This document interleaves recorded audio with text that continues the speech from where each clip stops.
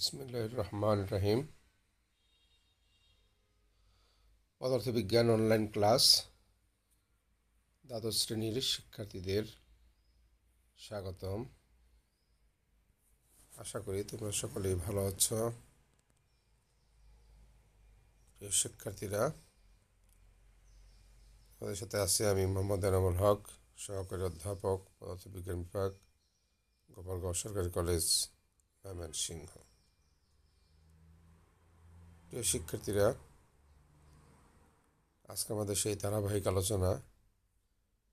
আজকের আলোচনার বিষয় অধ্যায় নবম, পরমাণু ও নিউক্লিয়ার পদার্থবিজ্ঞান। ইতিমধ্যে এই অধ্যায়ের উপর আমরা একাধিক ক্লাস নিয়েছি।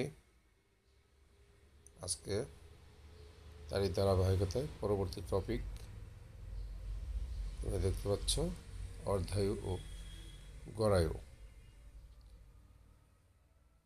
থাকছে গাণিতিক সমস্যাবলী এবং বিবিধ আলোচনা। ইতিমধ্যে আমরা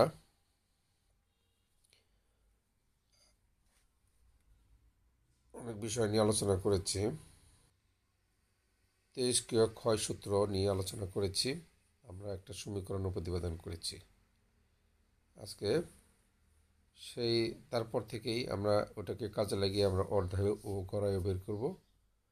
তো তোমরা মনোযোগ দিয়ে ক্লাসটা ফলো করো। শিক্ষার্থীরা, আমরা এখন অর্ধায়ু নিয়ে আলোচনা করব। দেখো, অর্ধায়ুকে আমরা হাফ লাইফ, অর্ধায়ু মানে হচ্ছে হাফ লাইফ, এবং এটিকে আমরা প্রকাশ করে থাকি ক্যাপিটাল টি দ্বারা, এবং সাফিক্সে কি থাকবে? হাফ। মানে দেখিয়ে যাতে বোঝা যায় এটা হচ্ছে অর্ধায়ু। তো আমরা অর্ধায়ুর সংজ্ঞাটা দেখে নেই যে কোনো তেজস্ক্রিয় পদার্থের প্রারম্ভিক বা উপস্থিত অক্ষত পরমাণুগুলোর অর্ধেক পরিমাণ ক্ষয় হতে যে সময় লাগে তাকে অর্ধায়ু বা অর্ধজীবন বলে। আবার বলছি যে তোমরা তেজস্ক্রিয় পদার্থ চিনো, তো এই তেজস্ক্রিয় পদার্থগুলো প্রারম্ভিক বা উপস্থিত অক্ষত পরমাণু যেটা আছে সেটা যখন ক্ষয় পেতে পেতে তার অর্ধেক হয়ে যায় তখন, এবং অর্ধেক হতে যে সময়টা লাগে সেটা হচ্ছে আমাদের অর্ধায়ু বা অর্ধজীবন। তো তেজস্ক্রিয় পদার্থ মানে আমরা জানি যে শুরুতেই কি কোনো একটা পরমাণু, যাকে আমরা এন নট দ্বারা প্রকাশ করে থাকি।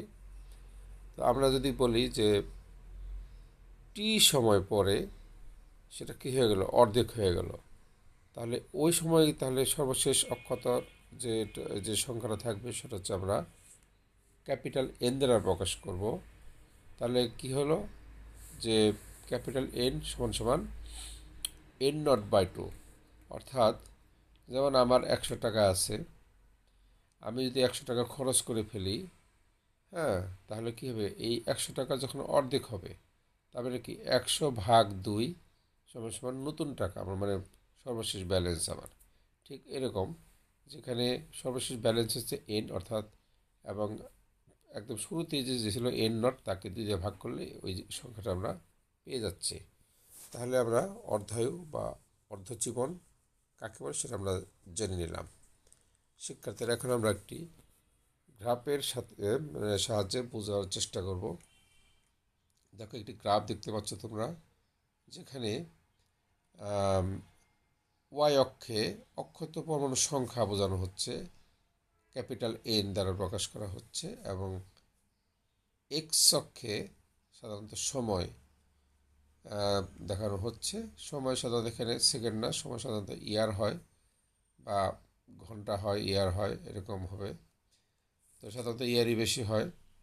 তো দেখো, একদম ওয়াই অক্ষের চূড়াতে যেটা আছে সেইখানে সর্বোচ্চ যে ভ্যালুটা দেওয়া হয়েছে ওটা হচ্ছে আমাদের অক্ষত পরমাণুর সংখ্যা এন। এখন যদি কিছু সময় পরে, অর্থাৎ এখানে 4 ইয়ার্স পরে দেখা যাচ্ছে যেটি তার হাফ লাইফে চলে আসছে, অর্থাৎ এই দেখো অর্ধের মান সবসময় একই হবে, যেমন t to the power half is equal to কি 4 ঘন্টা। অর্থাৎ এই ক্ষেত্রে দেখানো হয়েছে যে এই এই যে পরমাণুটা তেজস্ক্রিয় পরমাণুটা সেটা অর্ধেক হতে কি 4 ঘন্টা সময় লেগেছে। তো এইভাবে আমরা গ্রাফ দ্বারা আবার তার অর্ধেক ওখান থেকে আবার যদি তার অর্ধেকে চলে যাই, দেখো আরেকটি পয়েন্টে চলে আসবে, কিছু কিছু সময় পরে আরেকটা পয়েন্টে চলে আসবে। এভাবে সাধারণত তেজস্ক্রিয় মৌলগুলো যে ক্ষয় হয় তার একটা নির্দিষ্ট নিয়ম রয়েছে এবং তার একটা প্রতিটি তেজস্ক্রিয় পরমাণুর ক্ষেত্রে একটি ফিক্সড হাফ লাইফ রয়েছে, একটা সারণীর মাধ্যমে সেটা আমরা দেখতে পারি। দেখো এখানে অর্ধায়মান তেজস্ক্রিয় মৌলের একটা নিজস্ব বৈশিষ্ট্য। পদার্থটির ভৌত ও রাসায়নিক পরিবর্তন হলেও অর্ধের মান অপরিবর্তিত থাকে, অর্ধের মান চেঞ্জ হয় না। অর্থাৎ দেখো একটা ছক আছে, এখানে আইসোটোপ ইউরেনিয়াম যার পারমাণবিক সংখ্যা 238, আমি ছক থেকে বলছি। তো প্লুটোনিয়াম 239, কার্বন 14, রেডিয়াম 226, এরকম করে বিভিন্ন আইসোটোপ রয়েছে। এবং ইউরেনিয়ামের ক্ষেত্রে তার হাফ লাইফ 4.5 × 10⁹ ইয়ার্স, এটা হচ্ছে ফিক্সড ইউরেনিয়ামের ক্ষেত্রে, এটা পরিবর্তন হবে না। এবং এর ডিকে কনস্ট্যান্ট হচ্ছে দেয়া আছে 6.0 × 10⁻18। তো এভাবে ইউরেনিয়াম, প্লুটোনিয়াম, কার্বন, রেডিয়াম বিভিন্ন ক্ষেত্রে দেওয়া আছে। তো অর্ধের মান প্রতিটি তেজস্ক্রিয় মৌলের জন্য ধ্রুবক, অর্ধের মান প্রতিটি তেজস্ক্রিয় মৌলের জন্য ধ্রুবক, এটি সহজেই পরিবর্তনীয় নয়। তো এটা হচ্ছে আমাদের অর্ধায়ু। তাহলে আমরা অর্ধায়ু রাশিমালা কীভাবে বের করতে হয় সেটা আমরা এখন একটু জানার চেষ্টা করব। এবং অর্ধায়ু সংক্রান্ত অনেক অঙ্ক আমাদের রয়েছে। তো ইতিমধ্যে আমরা একটা গত ক্লাসে শিখেছি তেজস্ক্রিয়তা রূপান্তর সূত্র থেকে আমরা জানি n = n0 e⁻⁻λt। ইতিমধ্যে আমরা অর্ধায়ুর যে সংজ্ঞাটা শিখলাম, সেখানে কি অর্ধায়ু মানে হচ্ছে ওইখানকার সময়টাকে সাধারণত স্পেশালি আমরা স্মল টি দিয়ে প্রকাশ না করে তার পরিবর্তে ক্যাপিটাল টি এবং সাফিক্সে হাফ দিয়ে থাকি বা প্রচলিত আছে। এটা হবে যদি কখন হবে, অর্ধায়ু কখন হবে, যখন তার সর্বশেষ অক্ষত পরমাণুর সংখ্যা আমরা ক্যাপিটাল এন দ্বারা প্রকাশ করেছি এবং শুরুতে যে ছিল n0 তাকে 2 দিয়ে ভাগ করলে অর্ধেক হয়ে গেল এবং তাই সেটাই মানটাকে আমরা ক্যাপিটাল এন দ্বারা প্রকাশ করেছি। এখন এই মানটি যদি আমরা তেজস্ক্রিয় রূপান্তর সূত্রের মধ্যে বসাই, তাহলে একদম প্রথম যে সূত্রটা লেখা আছে ওখানে n এর জায়গায় আমরা বসাবো n0/2 আর বাকি সবই একই থাকবে। তবে ওই সময় টি, ওই পাওয়ার e⁻⁻λt, স্মল টি ছিল মূল সূত্রে, সেখান থেকে আমরা মান বসিয়ে দিলাম টি হাফ। এখন এটা একটা গাণিতিক সমস্যা। তো এখানে আমরা এটাকে কিভাবে সলিউশন করতে পারি, আর উভয় পাশে যদি আমি এক্সপোনেনশিয়াল নেই, অর্থাৎ e⁻⁻λt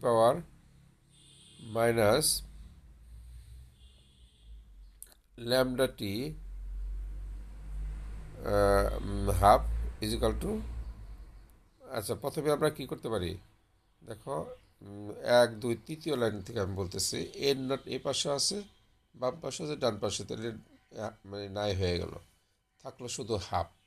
এই হাফটাকে আমরা, বাম পাশে থাকলো হাফটাকে আমরা ডান পাশে চিন্তা করি, আর ওই পাশে কী থাকলো আর বাম পাশেটা ডান পাশে নিয়ে আসি, জাস্ট সাইড চেঞ্জ করে ফেলি। এখন আমরা উভয় পক্ষে লন নিব। তো লন আমরা গাণিতিক নিয়ম অনুযায়ী নিলাম, লন e⁻⁻λt, দুই পাশে লন নিয়েছি। দেখো লন নেওয়ার পরে আমরা জানি এখন এটা যদি আমি e⁻ করি তাহলে একটা সমীকরণটা সহজীকরণ হয়ে যায়। ইতিমধ্যে তোমরা এটা জানো। তো ই টু দি পাওয়ার লন আমি যেভাবে বলে থাকি e to the power ln something, তার রেজাল্ট হচ্ছে সামথিং, মানে e to the power loan, ওর থাকবে না, লনও থাকবে না, থাকবে শুধু ওই বাকি যে অংশটুকু সে অংশ থাকবে, অর্থাৎ minus lambda t half is equal to ln half. আসলে আমরা লন হাফ,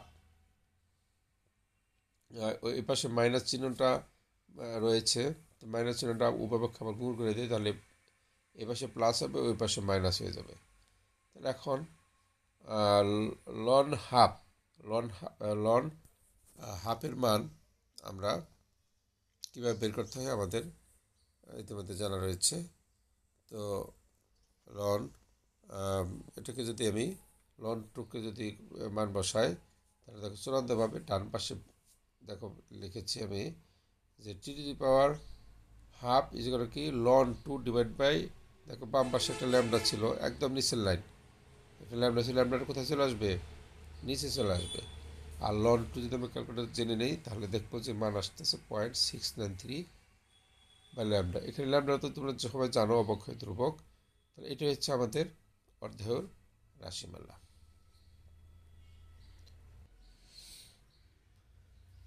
আর পাশাপাশি আমি বলবো যে অর্ধেয়ের একক কী। হ্যাঁ, কারণ অর্ধেয় মানে হচ্ছে একটা সময়, এবং এর এসে একক সেকেন্ড হলেও আমরা ল্যামডা এর মানের উপর ভিত্তি করে এর একক সাধারণত কারণ হচ্ছে ডে বা মান্থ বা ইয়ার ব্যবহার করে থাকি। কেন? কারণ হচ্ছে যে একটা পরমাণু ক্ষয় হতে কয়েক দিন লাগে, কয়েক মাস লাগে, কোনটার ক্ষেত্রে কয়েক বছর লাগে।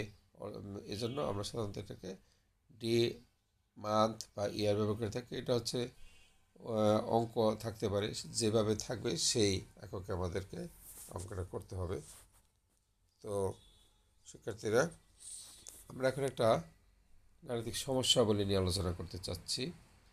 তোমরা সমস্যাটি দেখো যে একটা একখণ্ড রেডিয়াম, যার মান তুমি দেখতে পাচ্ছ 6.023 অক্ষত পরমাণু ছিল। এক বছর পরে দেখা গেল যে 6.000 × 10⁻23 পরমাণু ভেঙে গেছে। আমরা জানি তেজস্ক্রিয় পদার্থ ভেঙে যায় এবং সেটা এভাবে ভেঙে গেছে। তো এখন এখানে প্রশ্ন হচ্ছে গ নাম্বার রেডিয়াম মৌলটির অর্ধায় বের করো। ঘ নাম্বার গাণিতিক যুক্তিতে দেখাও যে পরবর্তী এক বছরে ভেঙে যাওয়া পরমাণুর সংখ্যা পূর্ববর্তী এক বছরে ভেঙে যাওয়া পরমাণুর সংখ্যা বেশি হবে না। শিক্ষার্থীরা, এখানে অঙ্কের মধ্যে তুমি দেখতে পাচ্ছ ক নেই, খ নেই। আসলে সৃজনশীল প্রশ্নে ক এবং খ তোমরা জানো কী ধরনের প্রশ্ন হয়, সংজ্ঞা এবং অন্য ধরনের একটা প্রশ্ন থাকে, এবং গ এবং ঘতে যে গাণিতিক সমস্যাগুলি থাকে সেই আদলে এটি এভাবে লেখা। তো শিক্ষার্থীরা, এখন এই অঙ্কটি আমরা সমাধান করতে চাই যে রেডিয়াম মৌলটির অর্ধায় বের করো। এখন যদি আমরা সমাধান করি, দেখো কোন নাম্বারের সমাধান। এক বছর পর অক্ষত পরমাণুর সংখ্যা সমান সমান আদি পরমাণুর সংখ্যা, এক বছর পর অক্ষত পরমাণুর সংখ্যা সমান সমান আদি পরমাণুর সংখ্যা মাইনাস ভেঙে যাওয়া পরমাণুর সংখ্যা, তাই তো? হ্যাঁ, এক বছর পরে যে পরমাণুর সংখ্যা থাকবে সেটা হচ্ছে কি একদম শুরুতে যেটা আদি পরমাণুর সংখ্যা মাইনাস যতটুকু ভেঙে গেছে ওটাকে বিয়োগ করলেই আমরা এক বছর পর যে গেল সেই সময়ের মানটা আমরা পাবো। তো সেই সময় দেখো আমরা অঙ্কটা আবার দেখতেছি, অঙ্কটা থেকে এটা বিয়োগ করতে হবে। বিয়োগ করলে আমরা পাচ্ছি 2.3 × 10⁻21t। এখানে কী কী দেয়া রয়েছে বক্সে? এখানে দেখো ডান পাশে আমি দেখেছি কি এন নট দেওয়া আছে 6.023 আর এন দেওয়া আছে 2.3 × 10⁻21 আর টি হচ্ছে 1 বছর। তাহলে আমরা জানি এন সমান N not e to the power minus lambda t. তাহলে এখানে যদি আমরা মানগুলো বসাই দিই, এর মান বসাই দিলাম 2.3 ইজিক্যাল টু ডান পাশের এন নটের মান বসাই দাও 6.023 e to the power minus lambda t. T এখানে 1 বৎসর দেখানো হয়েছে, 1 বৎসর পরে ভেঙে যাওয়া পরমাণু সংখ্যা আমাদেরকে এখানে অঙ্কের মধ্যে রয়েছে, সেজন্য আমরা এখানে 1 বছর মানে 1 ইয়ার, এই জন্য টি এর জায়গায় 1 বসাইলাম। এখন আমরা উভয় পাশে লন নিব অঙ্ক সহজীকরণের জন্য। তো ওই পাশে লন নিলাম, ওই পাশে লন নিলাম। লন নিলে যেটা হলো সেই আদলে আমরা সমাধানটা করব। এখন দেখো এই পাশে লন ক্যালকুলেশন করো, আর এই পাশে লন e to the power something, এই যে ডান পাশে লন e to the power something মানে সামথিং, সামথিং আছে মাইনাস ল্যামডা। তো এখন সুতরাং ল্যামডা সমান সমান 5.568 ইয়ার, এটা ক্যালকুলেশনের মাধ্যমে পার ইনভার্স মানে পার ইয়ার, প্রতি বছরে এটা ক্ষয় ধ্রুবক, অর্থাৎ অর্ধেক বের করো। এটাই হচ্ছে আমাদের অর্ধেক আমরা পেয়ে গেলাম। তো ল্যামডা নাম্বার পেয়ে গেলাম। এখন আমরা অর্ধেক বের করবো। অর্ধের সূত্র হচ্ছে to the power half is equal to লন 2 ডিভাইড বাই ল্যামডা। একদম নিচের দিকে দেখো অর্ধের সূত্র প্রয়োগ করা হয়েছে। তো এখানে আমরা যেহেতু অর্ধেক বের করবো, লন 2 বাই ল্যামডার মান আমরা বের করলাম, বের করেছি যেটা, ওই মানটা আমরা এখানে বসাই দেবো। লনটার মধ্যে আমাদের ক্যালকুলেটর থেকে চলে আসবে। তো সেখানে আমরা দেখতে পাচ্ছি যে আমরা পাচ্ছি যে 0.124 ইয়ার।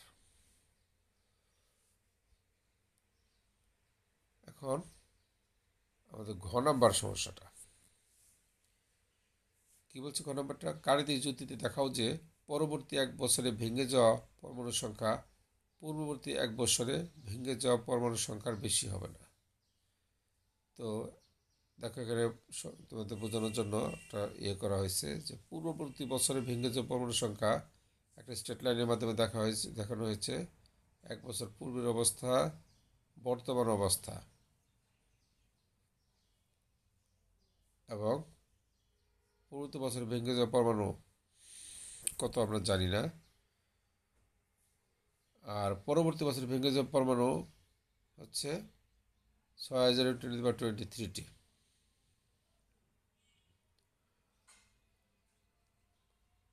এক বছর পর 2.3 × 10⁻21,